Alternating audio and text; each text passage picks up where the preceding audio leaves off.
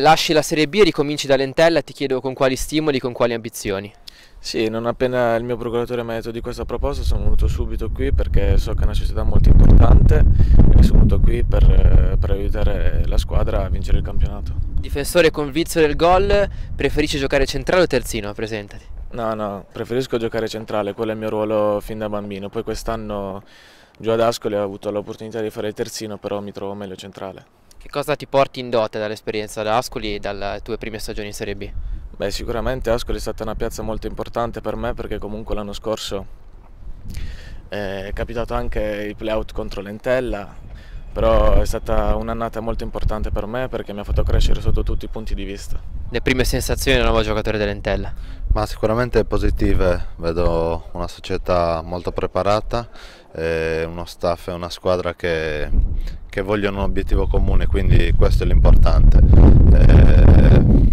Per quanto riguarda me devo subito calarmi in questa nuova realtà e unirmi a loro per raggiungere l'obiettivo che tutti sanno qual è.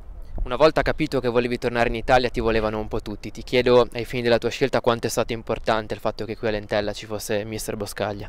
Beh, sicuramente è stato un fattore importante, l'ho avuto tanti anni a Trapani e sono riuscito a fare belle cose con lui, quindi conoscevo il modo di allenare, il modo di comportarsi in questa categoria, quindi speriamo di ripetere quello che è stato fatto là.